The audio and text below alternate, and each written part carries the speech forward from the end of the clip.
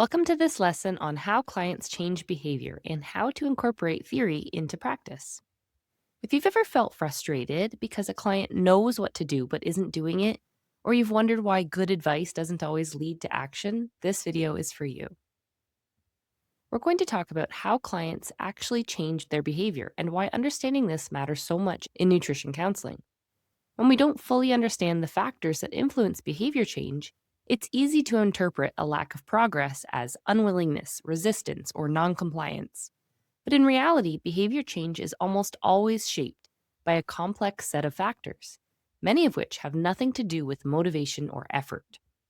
Before we dive into specific counseling strategies, we need to take a step back and look at behavior change theories. Behavior change theories and models aren't meant to turn counseling into something rigid or academic. They exist to help us make sense of what's happening beneath the surface when a client feels stuck, overwhelmed, or unsure where to start. At a practical level, these models help us understand why people make the choices they do, which factors are actually influencing behavior, what tends to get in the way of progress, which counseling tools are likely to be helpful in different situations, and how we can tell whether an intervention is working. Our goal is not to memorize theories or turn counseling sessions into lectures. Instead, we're focusing on the parts of these models that help us to ask better questions, choose more effective responses, and approach clients with curiosity instead of judgment. So let's see what this looks like and feels like to view a situation through a lens of curiosity versus judgment. Let's pretend that the behavior change we are looking at is eating more vegetables. The client shares, "My doctor told me my blood sugars are high and that I should eat half a plate of vegetables at my meals, but I don't normally eat vegetables, at least not that many." If the nutrition counselor comes to this client with a judgmental approach, it might sound like, "I understand. Perhaps if we try some new approaches together, we might find a way to make vegetables more appealing. After all, we want to improve your blood sugars. Vegetables are very healthy. Here are some vegetable recipes you can try."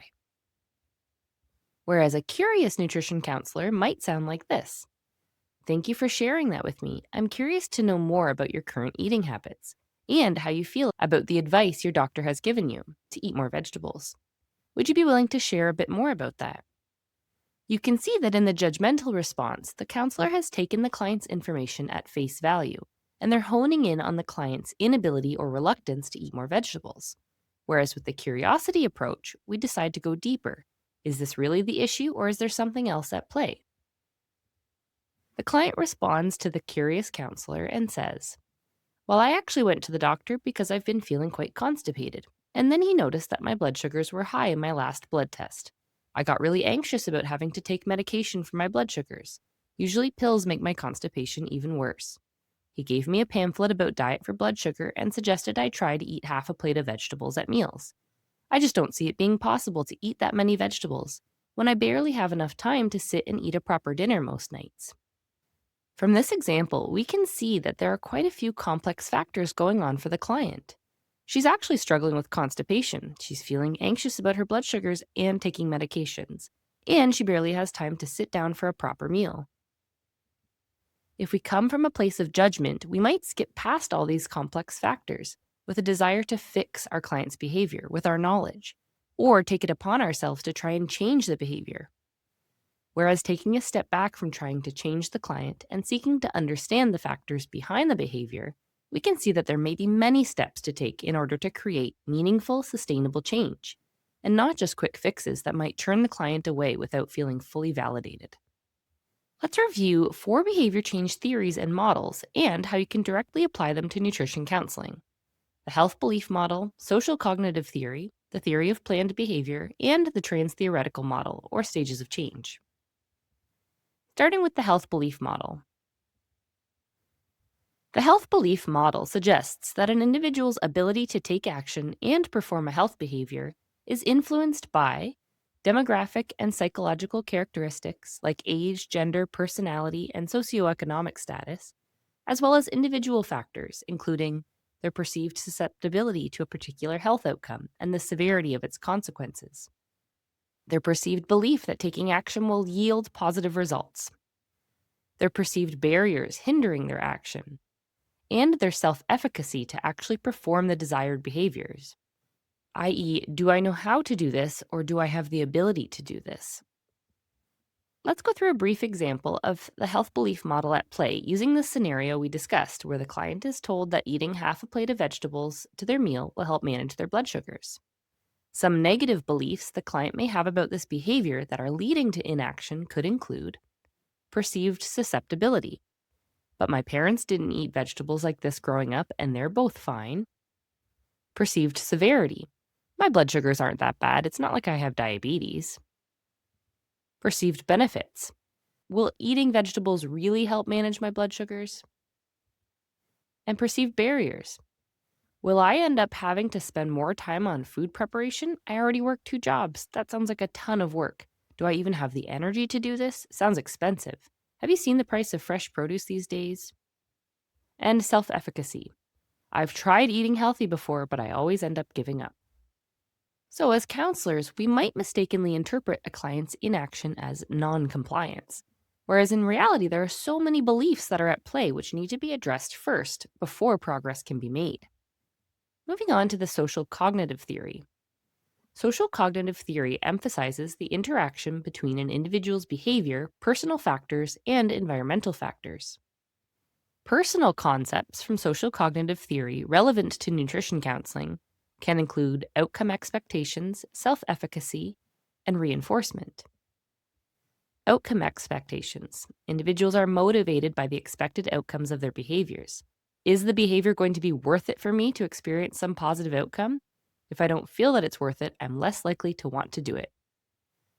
With nutrition counseling, this would involve exploring outcomes that are actually personally meaningful to a client versus what you assume is meaningful for them. From our vegetable example earlier, the client was clearly motivated to see her doctor because she's bothered by constipation. So exploring ways to resolve her constipation is likely more meaningful for her and a way to actually start taking action. Self-efficacy. Enhancing client self-efficacy involves helping them develop confidence in their capacity to adopt and maintain healthy eating habits. We can support this by setting achievable goals, providing feedback, and helping the client overcome obstacles and challenges along their journey. From our earlier example, giving the client one quick, easy way that will result in improved constipation, like for example adding a tablespoon of flaxseed to her morning yogurt, might help her see that she can make progress without spending excess time or money. And reinforcement, encouraging clients to explore personally relevant incentives and rewards for behavior change. These can be positive or negative, internal, such as feeling less bloated, external, such as receiving positive feedback, self-initiated, such as planning to buy a new cookbook to celebrate a goal of trying one new vegetable each week, and naturally occurring, such as being able to climb the stairs without feeling out of breath after incorporating more movement into the day.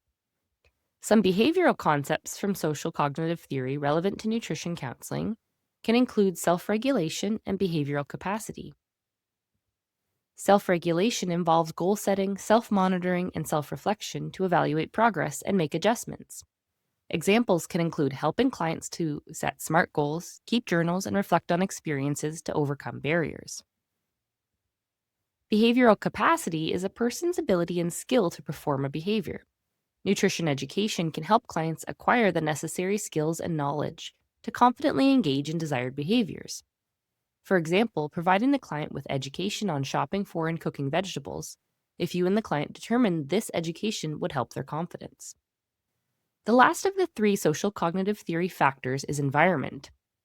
Some environmental concepts relevant to nutrition counseling include facilitation and observational learning. Facilitation involves providing tools, resources, or environmental changes that make new behaviors easier to perform, and helping clients understand how to modify their environment to support behavior change. For example, providing the client with a handout with quick and easy veggie-filled meal ideas that the client can hang on their fridge, or encouraging them to keep a bag of frozen vegetables in the freezer so they can quickly add a handful to different meals. And observational learning. Clients learn from observing others. In nutrition counseling, this may involve sharing helpful food prep videos, referring to support groups or group classes, suggesting relevant social media accounts to follow, and encouraging parents to model healthy behaviors in pediatric cases. As nutrition counselors, we can help clients explore behavioral, environmental, and personal factors of behavior change for targeted, specific health behaviors or goals. Next, the theory of planned behavior. The theory of planned behavior suggests that behavior change is influenced by social norms, the people who may influence the individual's behavior, attitudes, the individual's belief about the behavior, perceived control, how much control they think they have over the factors affecting the behavior, and behavioral intention, whether they actually intend to perform the behavior. When supporting clients with behavior change, we can explore all of these aspects within the counseling session to ensure that our questions, messages, and interventions are targeted to each of these areas of behavior change. What are the individual's beliefs about the behavior? Do they believe that this behavior makes sense for them in their life? Do they have a social environment that is supportive of the behavior? Do they feel they have control over the behavior? And how can we support them with their intended actions to perform the behavior? Finally, the Transtheoretical model. The Transtheoretical model of change, also known as the stages of change model, proposes that behavior change occurs in distinct stages. Starting with pre-contemplation, the individual has not thought about making a change. Contemplation, the individual has just begun to think about the change. Preparation, the individual has taken some steps to begin. Action, the individual has made a change in the last 6 months. Maintenance, the individual has continued the behavior for more than 6 months. Termination, the change has become a habit. This model recognizes that individuals may progress through these stages at their own pace and may experience relapses. Determining which stage your client is in can help you determine the best counseling approaches to support them with making desired changes. For example, giving advice to someone in the pre-contemplation stage is probably not going to be effective and might just cause them to become frustrated with you. We go over each of these stages and relevant counseling strategies within the DSC Counseling and Coaching Certificate Program. Nutrition education is an important aspect of our role as dietitians. However, telling someone what to do to change their dietary habits is not the same as the supportive and collaborative process of nutrition counseling. Health behavior change is complex, and theoretical models can help inform what areas to explore in our nutrition counseling to promote behavior change and improve the counseling relationship. If you're watching this and thinking, I want to feel more confident, more prepared, and more grounded in my work as a dietitian, this is exactly where Dietitian Success Center comes in. For registered dietitians working one-on-one with clients, new practitioner members receive our Counseling and Coaching Certificate course as a bonus. This is a comprehensive program designed to help you build real confidence in your counseling skills and develop a consistent signature process for both initial and follow-up sessions. This program includes a 10-part video course, a digital workbook, counseling audio simulations, and hundreds of ready-to-use scripts and question prompts. Plus, everything included in the practitioner membership. And if you're an RD to B, our learner and practitioner memberships both include access to our dietitian exam prep resources, so you can build your knowledge and confidence without needing to purchase separate exam prep support. If you want support that grows with you from exam prep to real-world counseling skills, click the link in the description to explore Dietitian Success Center and see which membership is the right fit for you. We'd love to support you in the next stage of your journey.